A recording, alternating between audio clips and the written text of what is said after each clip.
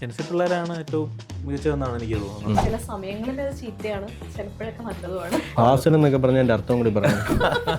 മുഴുവൻ കാർഡുകൾ നിങ്ങൾ തീയിട്ടുള്ളൂ, പക്ഷെ എനിക്കൊരു വിത്ത് തന്നാൽ മതി, അതിൽ നിന്ന് ഞാൻ പുതിയൊരു കാർഡ് ഉണ്ടാക്കുമെന്ന് പറയുന്നത്. കേരളത്തിലെ രാഷ്ട്രീയത്തെ വളരെ പോസിറ്റീവായിട്ട് കാണുന്ന ഒരാളാണ് പുള്ളിക്കാരി. ഇത് ഒരെണ്ണം BJPക്ക്, ഒരെണ്ണം കോൺഗ്രസിന്, ഒരെണ്ണം CPI. പുള്ളിക്കാരി പറഞ്ഞാൽ എല്ലാവർക്കും ഒരെണ്ണം വെച്ച് കൊടുക്കണം, അല്ലെങ്കിൽ ഒരു സ്വാർത്ഥത ഉണ്ടാകുന്നു. അങ്ങനെ കോളേജ് പരിപാടിക്ക് വിളിക്കാതാക്കരുത്. പൊതുവെ ഉള്ള പ്രണയത്തിനെ പറ്റിയിട്ട്, അല്ലെങ്കിൽ എന്റെ പ്രണയത്തെ കുറിച്ച് ഞാൻ ഇവിടെ പറയുന്നില്ല. അതൊത്തില്ല. ഇങ് തിങ്കിൻ്റെ രണ്ടാമത്തെ എപ്പിസോഡിലേക്ക് സ്വാഗതം.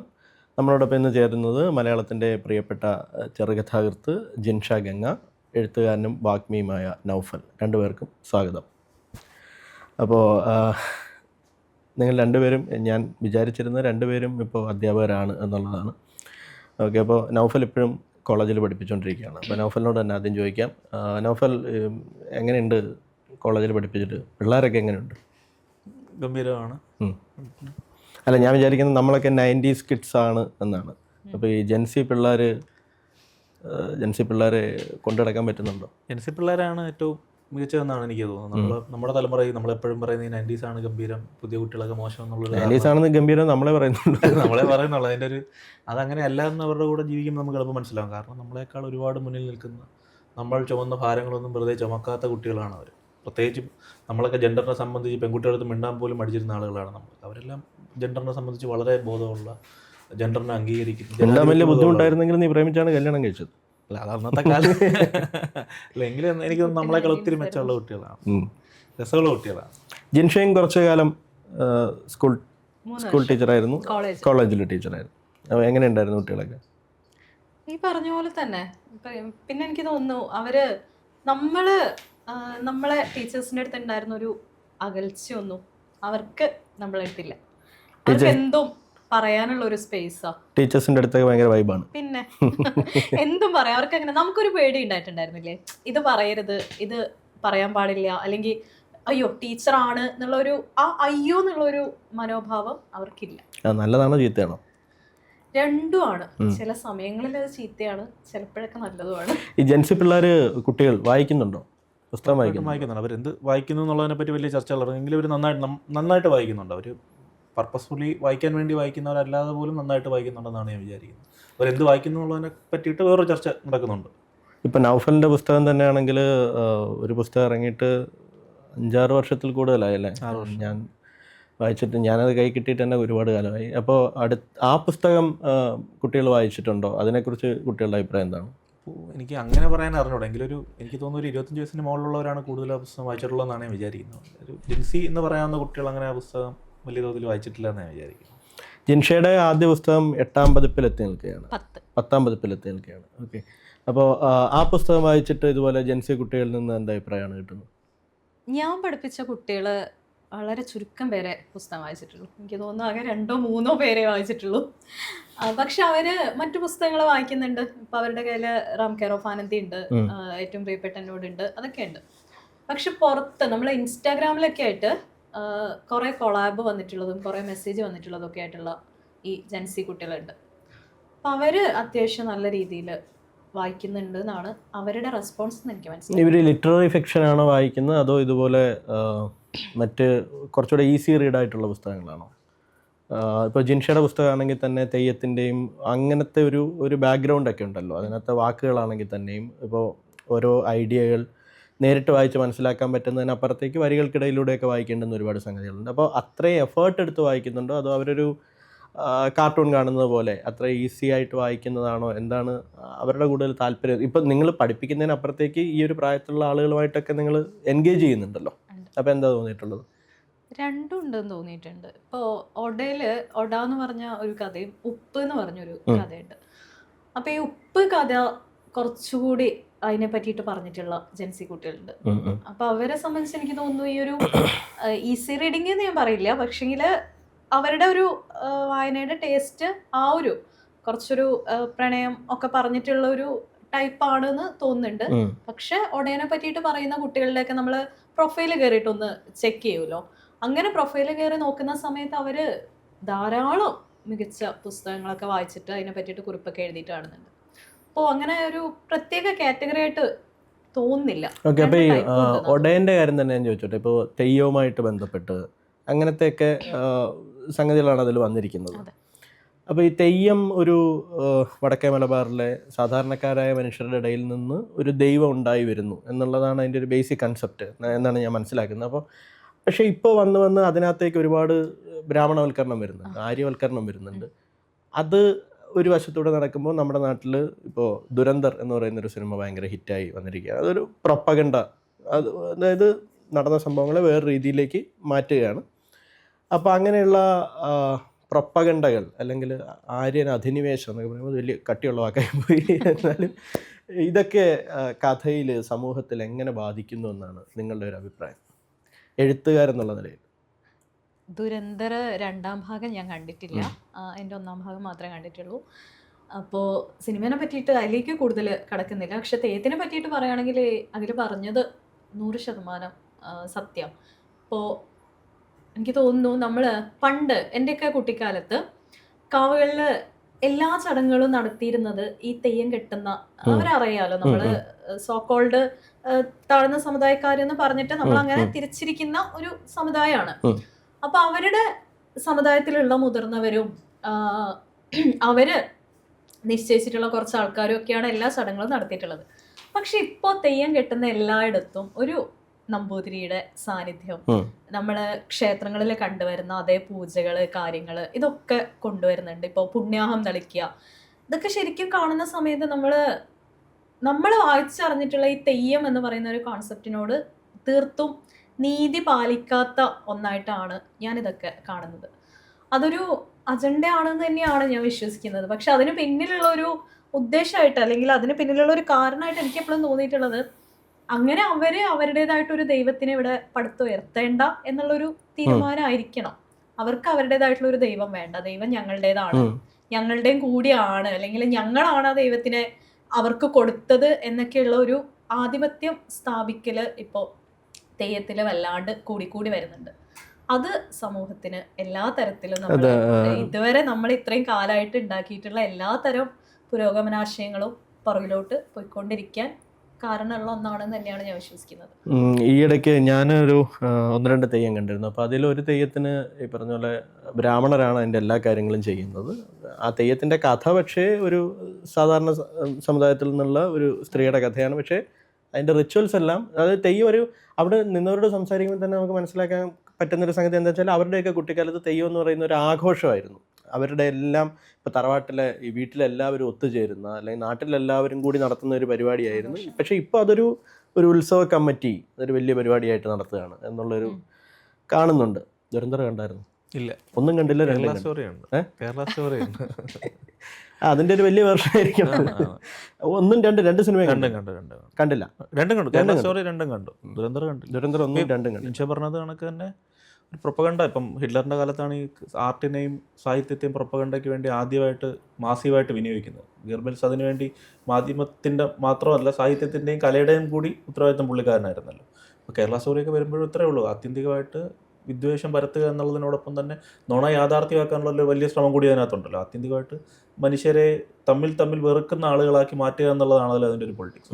അതിന് വലിയ തോതിൽ സ്വീകാര്യത കിട്ടും എന്നുള്ളത് വിഷമകരമാണ്. കേരളത്തിൽ അതിന് വിമർശനവും വിയോജിപ്പും വരുന്നുണ്ടായിരിക്കാം. പക്ഷേ പാൻ ഇന്ത്യൻ സമൂഹം അതിനെ സ്വീകരിക്കുകയും അത് സത്യമാണെന്ന് വിചാരിക്കുകയും ചെയ്യുന്നു എന്നുള്ളതൊരു വലിയ ദുരന്തറിന് കേരളത്തിൽ പോലും വലിയ ഫാൻ ബേസ് ഉണ്ട്. അപ്പോൾ അത് തിരിച്ചറിയാൻ, അതിൻ്റെ പൊളിറ്റിക്സ് തിരിച്ചറിയാൻ പറ്റാത്തൊരവസ്ഥയിലേക്ക് ആളുകൾ എത്തുന്നു എന്നുള്ളത് ഒരു വലിയ സങ്കടകരമായ അവസ്ഥയാണ്. പൊളിറ്റിക്കലാകുമ്പോഴാണല്ലോ നമുക്ക് തിരിച്ചറിയാൻ പറ്റാതാവുന്നത്. അല്ല, ഇത് വേറൊരു പ്രശ്നമല്ലേ? അതായത് ഇപ്പോൾ നമ്മൾ ഈ കുട്ടികളുമായിട്ടൊക്കെ എൻഗേജ് ചെയ്യുമ്പോൾ അവർ കാണുന്ന സിനിമ നമ്മൾ കാണുന്നില്ല, അതൊരു പ്രൊപ്പഗണ്ട സിനിമ ആയതുകൊണ്ട് ഞാൻ കാണുന്നില്ല എന്നൊരു നിലപാടൊക്കെ എടുക്കുമ്പോൾ അപ്പം നമ്മൾ ആ ഒരു ജനറേഷനിൽ നമ്മൾ പയ്യെ അകന്നു പോകില്ലേ? അവർക്ക് നമ്മളുമായിട്ടുള്ള കണക്ഷൻ വിട്ടു പോകില്ല. ഉണ്ട്, അങ്ങനെ സംഭവിക്കും. ഞാനിത് കാണാൻ 3 ദിവസം ആയതുകൊണ്ട് മാത്രമാണ് കാണാൻ. ഇത് സ്വാഭാവികമായിട്ട് കാണും. അങ്ങനെ പ്രശ്നമുണ്ട്. അവർ കാണുന്ന സിനിമ നമ്മൾ കണ്ടിരിക്കണം എന്നുള്ളൊരു, ഇല്ലെങ്കിൽ അവർക്ക് നമുക്കിടയിലുള്ള കണക്ഷൻ പോകുന്നുള്ളതുണ്ട്. അത് വിയോജിക്കാനും ആണെങ്കിലും കാണേണ്ടതുണ്ട് എന്നുള്ളത് അനിവാര്യമാണ്. ഇപ്പോൾ നൗഫലിൻ്റെ പുസ്തകത്തിലാണെങ്കിലും നൗഫൽ ഫേസ്ബുക്കിൽ എഴുതുന്നതാണെങ്കിലും അതുപോലെ മറ്റൊരു ചാനലിൽ ചെയ്യുന്ന കാര്യങ്ങളാണെങ്കിലും കുറേയേറെ മനുഷ്യൻ്റെ നന്മകളെക്കുറിച്ചുള്ള കുറേ സംസാരമുണ്ട്. അപ്പോൾ ഈ നന്മയ്ക്ക് വലിയ കയ്യടി കിട്ടുന്ന ഒരു കാലഘട്ടമാണ്. നന്മ ഞാൻ ആ വാക്ക് ഉപയോഗിക്കുന്നില്ല, എന്തായാലും നന്മ വലിയൊരു എല്ലാവരും നല്ല മനുഷ്യരാവുന്നതാണ്, നല്ല മനുഷ്യരുടേതാണ് ഈ ലോകം, അപ്പോൾ ചീത്ത മനുഷ്യരൊക്കെ മാറ്റി നിർത്തപ്പെടേണ്ടുന്നവരാണ് എന്നുള്ള ഒരു പൊതുബോധം നിർമ്മിക്കപ്പെട്ടു വരുന്നുണ്ട്. ഉറപ്പായിട്ടും അതൊരു ശരിയായ നിലപാടാണോ? ഈ നന്മയെക്കുറിച്ച് പറയുന്നത് തെറ്റാണെന്നല്ല ഞാൻ പറയുന്നത്. എനിക്ക് ഞാൻ മനസ്സിലാക്കുന്നത് ചോദ്യം ശരിയാണ്, പൂർണ്ണമായിട്ട് ശരിയാണ്. ഞാൻ അങ്ങനെ വിചാരിക്കുന്നത്, ഞാൻ വിചാരിക്കുന്നത് ഇത്രയേ ഉള്ളൂ, നമ്മളിപ്പം കൂടുതൽ ഭാസുരമാവുകയോ കൂടുതൽ ഇരുണ്ട അനുഭവങ്ങൾ ഉണ്ടാവുകയോ ചെയ്യുന്ന ഒരു ഭാസുരം എന്നൊക്കെ പറഞ്ഞാൽ എൻ്റെ അർത്ഥം കൂടി പറഞ്ഞു. കൂടുതൽ സങ്കീർണമാവുകയൊക്കെ ചെയ്യുന്ന ഒരു കാലത്ത് ഇപ്പം ഉറുബിൻ്റെ ഇത്രേ ഉള്ളൂ, സുന്ദരന്മാരും സുന്ദരിമാരും എന്നുള്ളൊരു പേര് പുസ്തകത്തിൻ്റെ പേരാണ്, പക്ഷെ അതൊരു വലിയ സങ്കല്പമല്ലേ, എല്ലാ മനുഷ്യരെ പറ്റിയിട്ടുള്ളൊരു വലിയ സങ്കല്പമാണ് സുന്ദരന്മാരും സുന്ദരിമാരും എന്നുള്ളത്. കേശവദേവ് ദീനാമ എന്നൊരു കഥ എഴുതുമ്പോൾ അതിനകത്ത് വിരൂപയായ ദീനാമെന്ന് എഴുതുന്നു. ഞാൻ ദീനാമയുടെ സങ്കടം പറയാണ്, പക്ഷേ സുന്ദരന്മാരും സുന്ദരിമാരും എന്നുള്ള പേര് കേൾക്കുമ്പോൾ തന്നെ ആ സങ്കല്പം തന്നെ അതിനകത്ത് എന്തോ ഒരു വെളിച്ചമുണ്ട്. ഇപ്പോൾ സന്തോഷ് ചെറ്റിക്കാനം പറഞ്ഞൊരു വരിയുണ്ട്, ഈ മുഴുവൻ കാടുകൾ നിങ്ങൾ തീയിട്ടുള്ളൂ, പക്ഷേ എനിക്കൊരു വിത്ത് തന്നാൽ മതി, അതിൽ നിന്ന് ഞാൻ പുതിയൊരു കാടുണ്ടാക്കുമെന്ന് പറയുന്നത്. അങ്ങനെ ചെറിയൊരു പ്രതീക്ഷയെ ജീവിതത്തിൽ ഇല്ലെങ്കിൽ ആ പ്രതീക്ഷയെ ഫോക്കസ് ചെയ്യുക എന്നുള്ളത് വലിയൊരു സാംസ്കാരിക ബാധ്യതയാണ് ഈ കാലത്തെന്നാണ് ഞാൻ വിചാരിക്കുന്നത്. അത് നന്മ തിന്മ എന്നൊരു ഡയലക്റ്റിക്സിലേക്ക് കൊണ്ടുപോകുക എന്നുള്ളതിനേക്ക് പുറത്ത് അതിനകത്ത് ജീവിക്കാൻ ഉതകുന്ന, ഇപ്പം ഇൻഷാങ്ക സഹോദരിയെ പറ്റി എഴുതിയൊരു കുറിപ്പ് ഒരുപാട് ആളുകൾ വായിച്ചതാണ്. അതിനകത്ത് ശരിക്കും ഒരു മനുഷ്യനെന്ന നിലയിലുള്ള സംഘർഷമുണ്ട്, മനുഷ്യനെന്ന നിലയിലുള്ള സ്നേഹമുണ്ട്, മനുഷ്യനെന്ന നിലയിലുള്ള നിസ്സഹായതയുണ്ട്. പക്ഷെ ആത്യന്തികമായിട്ട് അതിൻ്റെ എല്ലാം ചിറകിൻ്റെ ഉള്ളിൽ നിൽക്കുന്നത് നന്മയെ പറ്റിയിട്ടുള്ള ഒരു ആലോചനയാണ്, മനുഷ്യൻ്റെ ഉള്ളിലെ നന്മയെ പറ്റിയിട്ടുള്ള ഒരു ആലോചന. ഇതിനകത്ത് എനിക്ക് തോന്നിയിട്ടുള്ളൊരു സംഗതി എന്താ അറിയോ, അതായത് ഇപ്പോൾ നൗഫലിൻ്റെ ഒരു കുറിപ്പ് വായിക്കുമ്പോൾ അല്ലെങ്കിൽ ഒരു വീഡിയോ കാണുന്ന സമയത്ത് അതിനകത്ത് പറഞ്ഞിരിക്കുന്ന മനുഷ്യൻ വളരെ നല്ലൊരു മനുഷ്യനായിരിക്കും. അപ്പം ഞാൻ എൻ്റെ ഉള്ളിലേക്ക് നോക്കുമ്പോൾ ഞാൻ അത്ര നല്ലൊരു മനുഷ്യൻ, നൗഫൽ തന്നെ പറഞ്ഞിട്ടുണ്ട്, നമ്മുടെ ഉള്ളിലേക്ക് നോക്കിക്കഴിഞ്ഞാൽ ഇത്രയും മോശപ്പെട്ട ഒരു മനുഷ്യൻ. അപ്പോൾ നമ്മളെ എപ്പോഴും ഒരു ഗിൽറ്റ് ഫീലിംഗിലേക്ക് കൊണ്ടുവിടും. ഞാൻ അങ്ങനെ വിചാരിക്കും. ഇപ്പം ഞാൻ ഇതെല്ലാം പറയുന്നു, ഇപ്പോൾ ഞാൻ ഇത് പറയുമ്പോൾ തന്നെ ഞാൻ ആലോചിക്കുന്നുണ്ട്, ഇത് കേൾക്കുമ്പോൾ ഞാൻ തന്നെ ഇങ്ങനെ ആവേണ്ടതുണ്ടോ എന്ന് എനിക്ക് തന്നെ തോന്നുന്നുണ്ട്. ഞാനിങ്ങനെ അല്ലല്ലോ എന്നൊരു ചോദ്യം എൻ്റെ ഉള്ളിൽ വരുന്നുണ്ട്. അപ്പോൾ ഇത് അങ്ങനെ ഒരു ചോദ്യം എൻ്റെ ഉള്ളിൽ തന്നെ വരാൻ വേണ്ടിയിട്ട് കൂടിയാണ് ഞാനത് ചെയ്യുന്നത്. അത് പർപ്പസ്ഫുള്ളി ചെയ്യുന്നതല്ല, ആത്യന്തികമായിട്ട് ഒരു ചോദ്യം നമ്മുടെ ഉള്ളിൽ ഇങ്ങനെയും നമുക്ക് ആകാമല്ലോ എന്നൊരു ആലോചന മാത്രമേ അതിനകത്തുള്ളൂ. ഡിഫെൻസീവ് മെക്കാനിസം ആണെന്ന് എനിക്ക് തോന്നുന്നു. ജിൻഷയ്ക്ക് എന്താ തോന്നുന്നു? ഇല്ല, ഈ പറഞ്ഞ അഭിപ്രായം തന്നെ ഏതാണ്ട് അതൊക്കെ തന്നെ വരും. പിന്നെ എനിക്ക് അതിൽ തോന്നിയിട്ടുള്ളത് ഈ നന്മ തിന്മ എന്നുള്ളതല്ല, അതവിടെ നിൽക്കട്ടെ. പക്ഷെ നമ്മളിപ്പോൾ ഈ പൊളിറ്റിക്കൽ കറക്റ്റ്നെസ്സിനെ പറ്റിയിട്ടൊക്കെ ഭയങ്കരമായിട്ട് കുറേ കാലങ്ങളായിട്ട് ചർച്ച ചെയ്യുന്നുണ്ടല്ലോ. അപ്പോൾ നമ്മൾ എഴുതുന്ന നോവലുകളിലാണെങ്കിലും കഥകളിലാണെങ്കിലും ഒക്കെ ഭയങ്കര പൊളിറ്റിക്കലി കറക്റ്റായിട്ടുള്ള ആൾക്കാരെ മാത്രം ഇങ്ങനെ കൊണ്ടുവരുന്ന ആ ഒരു പ്രവണതയോട് കുറച്ചൊരു വിയോജിപ്പ് ഉണ്ട് എനിക്ക്. കാരണം നമുക്കിടയിലും രണ്ട് തരത്തിലുള്ള മനുഷ്യരുണ്ട്.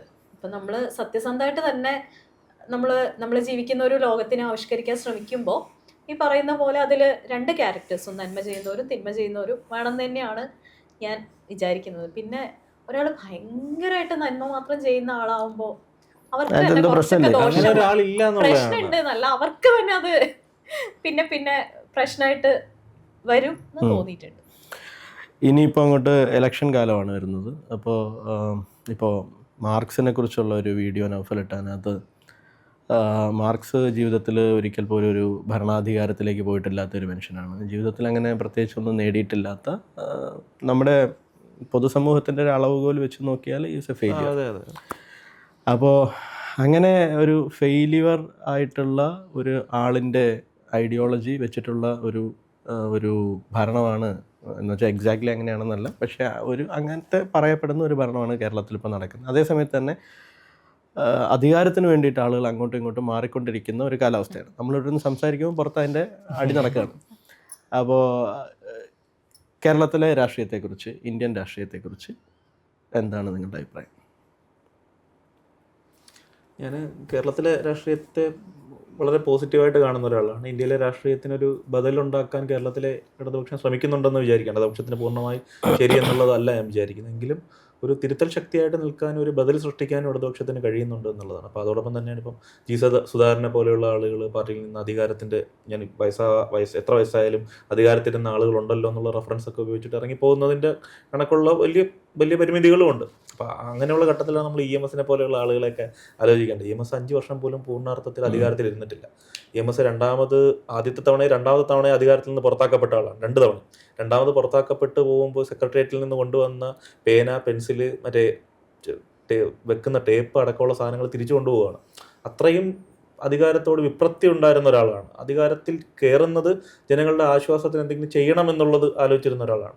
അങ്ങനെയല്ലാത്ത ആളുകളും ഉണ്ട് എന്നുള്ളതൊരു യാഥാർത്ഥ്യമാണെന്ന് നമ്മൾ തിരിച്ചറിയുന്ന ഒരു കാലത്താണ് നമ്മൾ നിൽക്കുന്നത്. ഞാൻ കേരളത്തിലെ ഗവൺമെന്റിന്റെ പ്രവർത്തനങ്ങൾ വളരെ പോസിറ്റീവായിട്ട് നിങ്ങളുടെ സ്റ്റുഡൻസ് ഒക്കെ വോട്ട് ചെയ്യാൻ പോകാറുണ്ടോ? സ്വാഭാവികമായിട്ടുണ്ട്. നല്ലൊരു സാധ്യത ഉണ്ട് കേട്ടോ. ജെൻസിയുടെ പൊളിറ്റിക്സിനെ പറ്റിയിട്ട് എനിക്ക് ഒരു സന്ദേഹം സത്യത്തിലുണ്ട്. കാരണം എനിക്കറിയാവുന്ന ഒരു കുട്ടി, പുള്ളിക്കാരി ആദ്യത്തെ വോട്ട് പഞ്ചായത്ത് ഇലക്ഷനാണ് ആദ്യത്തെ വോട്ട് ചെയ്തത്. പുള്ളിക്കാരി ചെയ്ത് ഞാനതൊരു സ്പെസിഫിൻ ആയിട്ട് എടുക്കാൻ ആഗ്രഹിക്കുന്ന ഒരു കാര്യമാണ്. പുള്ളിക്കാരി ചെയ്ത് ഒരെണ്ണം BJPക്ക്, ഒരെണ്ണം കോൺഗ്രസിന്, ഒരെണ്ണം CPM. പുള്ളിക്കാരി പറഞ്ഞാൽ എല്ലാവർക്കും ഒരെണ്ണം വെച്ച് കൊടുക്കണം, അല്ലെങ്കിൽ ഒരു സ്വാർത്ഥത ഉണ്ടാവും എന്ന് പറഞ്ഞു. അപ്പൊ അങ്ങനെ പൊളിറ്റിക്സിനെ വളരെ ഈ ത്രിതല പഞ്ചായത്ത് സംവിധാനം നന്നായി കാര്യം. അല്ലെങ്കിൽ പൊളിറ്റിക്സിനോട് അവർ വളരെ ജെൻഡറിനെ പറ്റി ബോധമുള്ളവരാകുമ്പോഴും വ്യക്തി ജീവിതത്തിൽ ജനാധിപത്യ ബോധമുള്ളവരാകുമ്പോഴും അവർ പൊളിറ്റിക്സിനെ എങ്ങനെ കാണുന്നു എന്നുള്ളത് വലിയൊരു സന്ദേഹത്തോടെയാണ് ഞാൻ കാണുന്നത്. ഇപ്പം ഇന്നലെ മെനഞ്ഞാന്നോ ഈ ശിവൻകുട്ടിയെ പറ്റി വളരെ പരിഹാസ്യ രൂപേണയും ചന്ദ്രശേഖരനെ പറ്റി വളരെ പോസിറ്റീവായിട്ടും പറയുന്ന 3-4 കുട്ടികൾ. അവരുടെ പൊളിറ്റിക്സ് എനിക്കറിയില്ല. പക്ഷെ അങ്ങനെ ചിന്തിക്കുന്ന ജെൻസി എങ്ങനെ ഈ തെരഞ്ഞെടുപ്പിൽ വോട്ട് ചെയ്യുന്നുള്ളത് എൻ്റെ ഒരു വലിയ കൺസേൺ ആണ്. അവരെ ആർക്ക് വേണ്ടി വോട്ട് ചെയ്യും, അവരെ എന്തായിരിക്കും വോട്ടിങ്ങിൽ പ്രിഫറൻസ് ആയിട്ട് അവർക്ക് വരുന്നത് എന്നുള്ളത് എൻ്റെ ഒരു വലിയ കൺസേൺ ആണ്. അവർ ശരിയായ സെക്കുലർ ബോധ്യങ്ങളോടെയാണോ വോട്ട് ചെയ്യുന്നത് എന്നുള്ളത് എൻ്റെ ഒരു കൺസേൺ ആണ്. ജെൻസി കുഴപ്പമാണോ? കുഴപ്പമാണെന്നുള്ളൊരു അതിനകത്തില്ല. അവരുടെ പൊളിറ്റിക്കൽ കോളേജ് പരിപാടിക്ക് വിളിക്കാതാക്കരുത്. എന്താ തോന്നുന്നത്? ഈ പറഞ്ഞ ഈ ഒരു സെയിം കാര്യം ഉണ്ടല്ലോ, ഞാൻ 3 പേർക്കും വീതിച്ചു കൊടുത്തു എന്നുള്ളത്. ഇത് ഞാനും 1-2 പേരുടെ അടുത്തൊന്നും കേട്ടിട്ടുണ്ട്. വീതിച്ചു കൊടുത്തു എന്നല്ല, അങ്ങനെ കൊടുക്കട്ടെ എന്നുള്ളത്. അതായത് അപ്പൊ ഞാൻ ആലോചിച്ചിട്ടുണ്ട്, നമ്മളൊന്നും തമാശക്ക് പോലും അങ്ങനെ ആലോചിച്ചിട്ടില്ല, പറയില്ല. ഇനി അഥവാ നമ്മൾ ആലോചിക്കില്ല, ആലോചിച്ച് കഴിഞ്ഞാൽ പോലും മറ്റൊരാളോട് ഒരു പക്ഷെ സത്യം. പക്ഷെ ഈ കുട്ടികളത് ഭയങ്കര ഓപ്പൺ ആയിട്ട് പറയും. ഒരു 3 പേരും പാവങ്ങളല്ലേ, 3 പേർക്കും അങ്ങ് കൊടുത്തേക്കാം എന്നൊക്കെയുള്ളത്. ഇപ്പോൾ എഴുത്തുകാരെ കുറിച്ച് പൊതുവിലുള്ള ഒരു ധാരണ എന്ന് പറയുന്നതല്ല, അത് എനിക്ക് തോന്നുന്നൊരു ഈ നമ്മുടെ ധാരണയാണെന്ന് തോന്നുന്നു. ഇപ്പോൾ പുതിയ കുട്ടികളുടെ വായനയിൽ ഞാനിപ്പോൾ നോക്കുമ്പോൾ ഈ കോമിക്സ് ഒക്കെ വായിക്കുന്ന, അനിമയൊക്കെ വായിക്കുന്ന കുട്ടികളെ സംബന്ധിച്ചിടത്തോളം അവരുടെ എഴുത്തുകാർ അവരെ പോലെ തന്നെ വൈബാണ്, ചിൽ മനുഷ്യരാണ്. 20 വയസ്സുള്ള 22 വയസ്സുള്ള എഴുത്തുകാർ ഒരുപാട് പേര് വായിക്കുന്ന, മില്യൺസ് ആൻഡ് മില്യൺസ് വായിക്കുന്നു. അതേസമയം നമുക്കിപ്പോഴും കേരളത്തിലൊരു പൊതുബോധമുള്ളത് എഴുത്തുകാരൻ അല്ലെങ്കിൽ എഴുത്തുകാരി എന്ന് പറഞ്ഞാൽ ഈ ശ്രീകൃഷ്ണപുരത്തെ നക്ഷത്രത്തിലക്കത്തിനകത്ത് ഒടുവിൽ ചെയ്യുന്നൊരു ക്യാരക്ടറുണ്ട്, എന്ത് ചോദിച്ചാലും ഒരു കവിത പാടും. അപ്പോൾ അത്തരത്തിലുള്ള ഒരു ബോധ്യമാണ് എഴുത്തുകാരെ കുറിച്ച് നമ്മളിപ്പോഴും കൊണ്ടു നടക്കുന്നത്.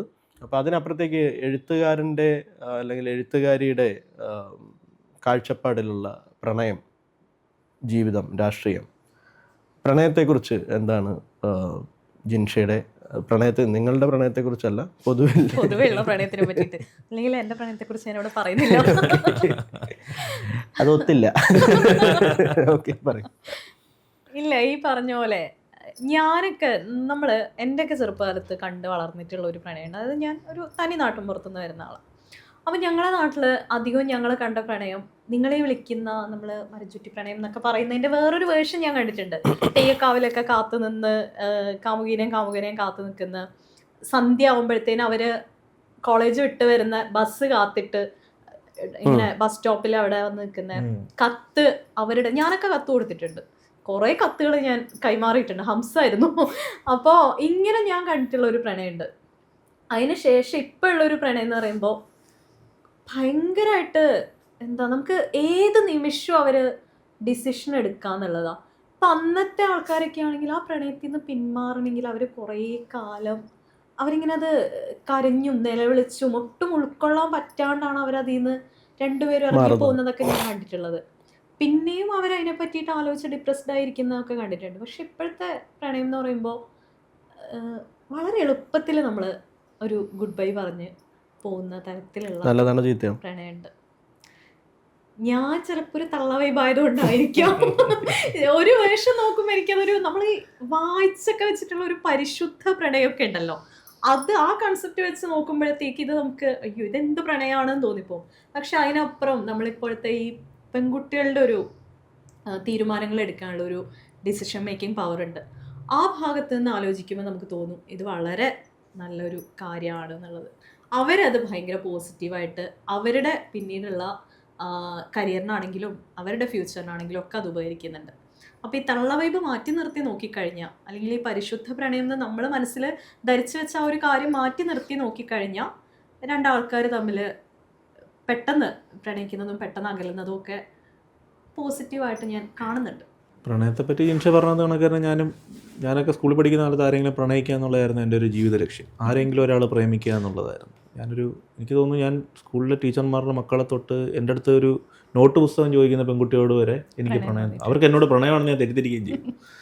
പിന്നെ അവസാനം ആരെങ്കിലും ഒരാൾ പിന്നെ നമ്മളങ്ങ് മാനിഫെസ്റ്റ് ചെയ്യാണ്. നമ്മൾ സങ്കല്പിക്കുകയാണ് ഈ കുട്ടിക്ക് എന്നോട് പ്രണയമാണ്, ഈ കുട്ടി എന്നെയാണ് നോക്കുന്നത്. മറ്റേ ജീവിതം എന്നെ എന്ത് പഠിപ്പിച്ചു പുസ്തകത്തിൽ സി രാധാകൃഷ്ണൻ പറയുന്നുണ്ട്, നമ്മുടെ മനുഷ്യൻ്റെ ഏറ്റവും വലിയൊരു തോന്നൽ എന്ത് ചെയ്താലും മറ്റുള്ളവരെന്നെ നോക്കിക്കൊണ്ട് നടക്കുകയാണ് എന്നൊരു തോന്നലാണ്. നമ്മൾ ഈ പ്രേമിക്കാൻ ഒരുമ്പട് കൂടുന്ന കാലത്ത് നമ്മുടെ പ്രധാന തോന്നൽ ഈ കുട്ടികളെല്ലാം എന്നെ നോക്കിക്കൊണ്ട് ഒരു പട്ടി എന്നെ നോക്കുന്നില്ല എന്നുള്ള വേറൊരു കാര്യമാണ്. പിന്നെ ഞാൻ വിചാരിക്കുന്ന ഈ പ്രേമത്തിൻ്റെ ഒരു ഭംഗി, ഇപ്പോൾ ഒരു 30 വയസ്സായ ഒരാൾ അയാളുടെ 18-ാം വയസ്സിലോ 20-ാമത്തെ വയസ്സിലോ പ്രേമത്തെ പറ്റി ആലോചിക്കുമ്പോൾ അയാൾക്ക് ചിലപ്പോൾ ഒരു നാണക്കേടോ ലജ്ജയോ ചിലപ്പോൾ ഒരു അയ്യോ ഞാൻ ഇങ്ങനെയാണല്ലോ പ്രണയിച്ചതെന്ന് തോന്നുകയോ ചെയ്യും എന്നുള്ളതാണ്. എനിക്ക് അങ്ങനെ തന്നെയാണ് തോന്നുക. ഇന്നത്തേക്കാൾ വളരെ മോശമായിരുന്ന ഞാനാണല്ലോ അന്നത്തെ ജനാധിപത്യ ബോധം ഉണ്ടായിരുന്നില്ലല്ലോ, അന്നത്തെ കാരുണ്യബോധം ഉണ്ടായിരുന്നില്ലല്ലോ, കുറേ കൂടെ ജിൻഷ പറഞ്ഞത് കുറേ കൂടെ ഭംഗിയോടെ ഇടപെടാൻ പറ്റിയില്ലല്ലോ, അതൊക്കെ തോന്നുന്നുണ്ടെന്ന് എനിക്ക് തോന്നുന്നു. അതായത് ഇപ്പം പണ്ടത്തേനേക്കാൾ വളരെ എളുപ്പത്തിൽ മനുഷ്യർ പ്രണയിക്കുന്നുണ്ടെന്ന് എനിക്ക് തോന്നുന്നു. പണ്ടത്തെ പോലെ സമൂഹത്തെ പറ്റി, ജാതി മത സാമുദായിക വീക്ഷണങ്ങളെ പറ്റിയിട്ട് ഒന്നും ആളുകൾ ചിന്തിക്കുന്നില്ലല്ലോ. പ്രണയം കുറച്ചും കൂടെ എളുപ്പമായി. പ്രണയത്തെപ്പറ്റി സൊസൈറ്റിയെ പേടിക്കാതെ മനുഷ്യർ പ്രണയിക്കാൻ പറ്റുന്നൊരു കാലത്തിലേക്ക് നമ്മൾ വന്നു എന്ന് എനിക്ക് അത് വളരെ പോസിറ്റീവായിട്ടുള്ളൊരു കാര്യമാണ്. ഈ എഴുത്തുകാരോട് ആരാധന, പ്രണയം അങ്ങനത്തെ ഒരു പണ്ടതൊരു സ്ഥിരം പരിപാടിയായിരുന്നു. ഇപ്പം അങ്ങനെയൊന്നും സംഭവിക്കുന്നില്ല. ഇപ്പം ഉണ്ടാവുമെന്ന് എനിക്ക് തോന്നുന്നു. നമ്മൾ കഴിഞ്ഞതുകൊണ്ട് അതിന് ഉത്തരവില്ല. ഓക്കെ, എനിക്കുണ്ടായിട്ടുണ്ട് കേട്ടോ. മുതിർന്ന എഴുത്തുകാരോടൊക്കെ പ്രണയമൊക്കെ തോന്നിയിട്ടുണ്ട്. അവരെ അറിയിച്ചിട്ടുണ്ടോ? അറിയിച്ച അവർക്ക് കൂടുതൽ ഹാർട്ട് അറ്റാക്ക്. എഴുത്തിൻ്റെ കാര്യം ചോദിച്ചുകൊണ്ട് നമുക്ക് അവസാനിപ്പിക്കാം. ജിൻഷയുടെ പുതിയ എഴുത്ത് എന്താണ്? ഇപ്പോൾ എന്താണ് ചെയ്തുകൊണ്ടിരിക്കുന്നത്? പുതുതായിട്ട് എന്തെങ്കിലും എഴുതിക്കൊണ്ടിരിക്കുകയാണോ? എഴുതണം എന്നുള്ള ആഗ്രഹത്തിലിരിക്കുകയാണ് കഴിഞ്ഞ കുറച്ച് കാലങ്ങളായിട്ട്. ഇല്ല, ഇപ്പൊ കുറച്ച് കാലമായിട്ട് സത്യം പറഞ്ഞു കഴിഞ്ഞാൽ ഒന്നും എഴുതാൻ വിഷയമുണ്ട്, പക്ഷെങ്കിൽ എഴുതാൻ പറ്റാത്ത എന്തോ ഒരു അവസ്ഥയാണ്. അങ്ങനെ ഞാൻ അതിനെ സ്വയം വിശേഷിപ്പിക്കുന്നുണ്ട് ഇപ്പോൾ. പക്ഷെ 2ാമത്തെ പുസ്തകത്തിന്റെ ആലോചനകൾ നടക്കുന്നുണ്ട്. കഥാസമാഹാരമാണ്. ഒരു നോവലൊക്കെ ആഗ്രഹമുണ്ട്. അതിലേക്കൊക്കെയുള്ള ഒരു പ്രിപ്പറേഷനിലാണ്. നടക്കട്ടെ. നൗഫലിന്റെ അടുത്ത പുസ്തകത്തിന്റെ പണിപ്പുരയിൽ എത്തിയില്ല. ഞാൻ കുറച്ച് വായിക്കുന്നു, നന്നായിട്ട് വായിക്കാൻ. കഴിഞ്ഞ ഇന്റർവ്യൂവിൽ അഭിജിത്ത് പറഞ്ഞിരുന്നു, അതായത് ഇപ്പം കേരളത്തിൽ ഒരുപാട് പുതിയ പുസ്തകങ്ങൾ ഇറങ്ങുന്നുണ്ട്. അപ്പോൾ ഒരുപാട് പേര് അയാളോടും ചോദിക്കുന്നുണ്ട്, എല്ലാവരോടും ചോദിക്കുന്നുണ്ട് എങ്ങനെയാണ് പുസ്തകം ഇറങ്ങുക. അപ്പോൾ അവൻ പറഞ്ഞൊരു കാര്യം എനിക്ക് ഭയങ്കര സ്ട്രൈക്കിംഗ് ആയിട്ട് തോന്നി. അതായത് വേറെ കുറേ രീതിയിൽ ഇത് എക്സ്പ്രസ് ചെയ്യാൻ പറ്റുന്ന മനുഷ്യരുണ്ട്. നിങ്ങൾ വീഡിയോ ചെയ്യുന്നു, അപ്പോൾ നിങ്ങളെ വലിച്ചു കൊണ്ടുവന്നൊരു പുസ്തകം ഉണ്ടാക്കിക്കുന്നതിനേക്കാൾ നല്ലത് നിങ്ങൾക്കതാണ് ഏറ്റവും കംഫർട്ടബിൾ എങ്കിൽ അത് തന്നെയാണ്. പുസ്തകം എഴുതുക എന്നുള്ളതല്ലല്ലോ. അതെ, നമ്മുടെ ആവിഷ്കാരത്തിൻ്റെ ഏത് മാധ്യമം ഉപയോഗിക്കാം. അപ്പോൾ അതേസമയം പുസ്തകം എന്ന് പറയുന്ന ഒരു എപ്പോഴും നിലനിൽക്കുന്ന, ഈ വീഡിയോയ്ക്ക് അപ്പുറത്തേക്ക് ആളുകൾ ഓർത്തിരിക്കുന്ന ഇയാളൊരു എഴുത്തുകാരനാണ് എന്ന്. ഉറപ്പായിട്ടും. അപ്പോൾ എപ്പോൾ വരും? ഈ വർഷം ഉണ്ടാവുമെന്ന് പ്രതീക്ഷിക്കുന്നു. എങ്കിലും കൂടുതലും വായിക്കുകയും സിനിമ ആണ് ചെയ്യുന്നത്. അത് കഥയാണോ, നോവലാണോ? നോവലിലാണ് വർക്ക് ചെയ്യുന്നത്.